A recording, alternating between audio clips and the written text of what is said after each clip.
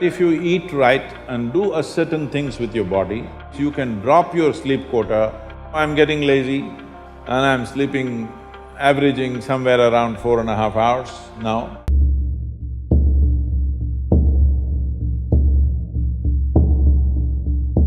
So what kind of food? We must understand this. Food is not a religion, food is not a culture, food is just the fuel for this machine. Yes? There may be cultural aspects to the tastes, there may be even religious tinge to the food over a period of time, but essentially food is fuel for this body.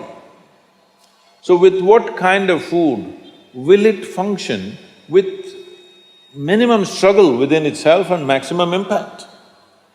So suppose you buy a petrol car and pump diesel into it, it may still roll around but not at its optimum. Similarly, various foods you can eat and still somehow it functions. But those communities which have eaten with care, you can clearly see a distinct difference in the way they function, the levels of intelligence and whatever. So in India, we prescribed food for different people in different way. If you're doing menial jobs, you eat one way because you need physical muscle. If you're doing other kinds of trading and other kinds of activities, you eat another way. If you're a fighting class, you eat differently.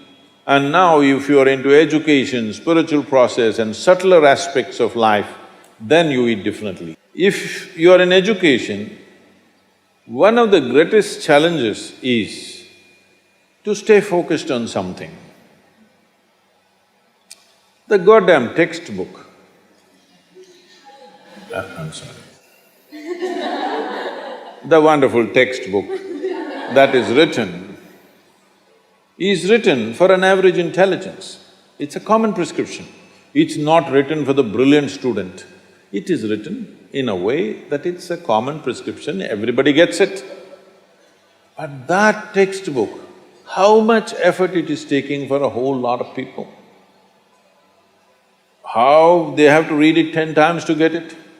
But you lie down in your bed and read a love story, you remember every word. Yes or no? How come? So you don't lack memory, you don't lack focus. It is just that textbook and you, chemistry is not working. So what you need is a higher level of focus, a higher level of involvement.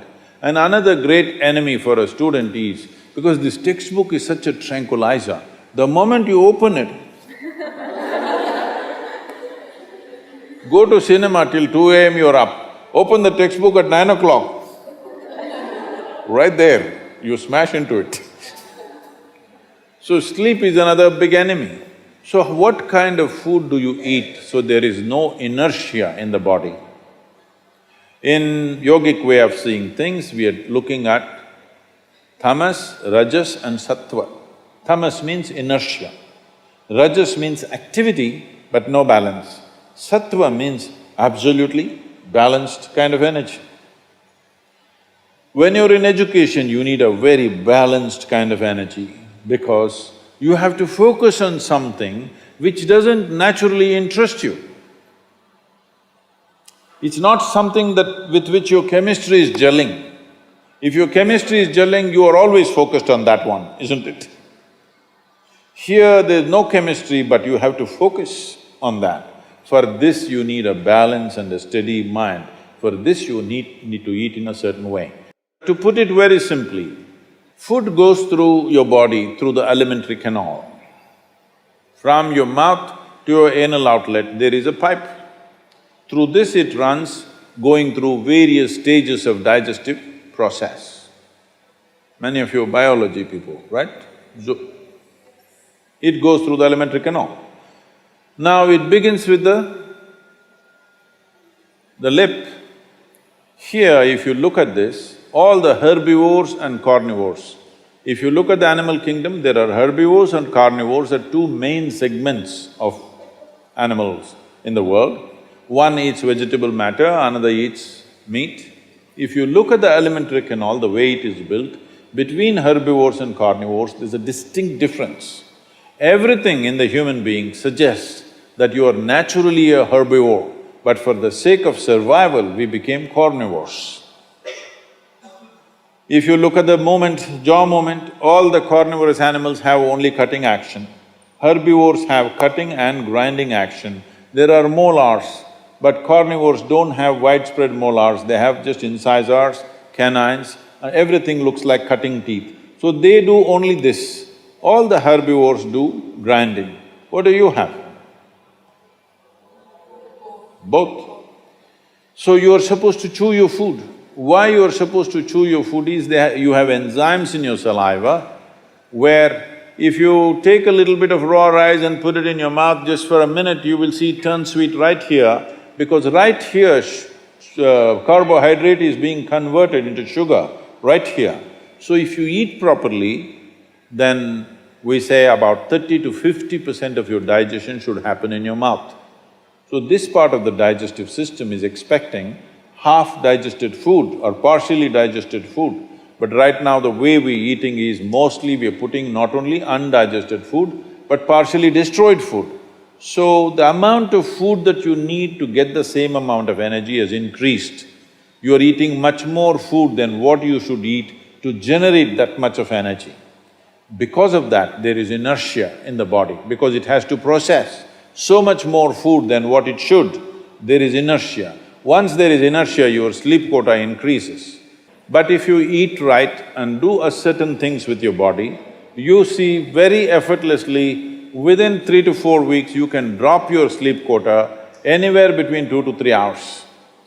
1.5 to 3 hours very easily you can drop if you just eat consciously and just learn to sit properly, just the posture, your geometry of the body and what goes into the system. If you just manage these two things, you will see sleep quota will just come down like that. One simple thing all you girls can do is just see various health issues and inertia issue, focus issue, just bring 40 to 50% of the food in its raw form, that means it's alive. It must be a live cell, it can be a vegetable, it can be a fruit, it can be a nut, it can be sprouted gram. At least 40 to 50%, the food that you eat must be alive.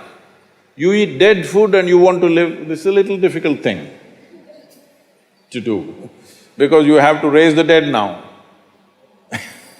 But if you eat live food, one thing you will see is the state of your mind, your focus and your sleep quotas, and above all, staying awake is not good enough, you have to stay alert, isn't it?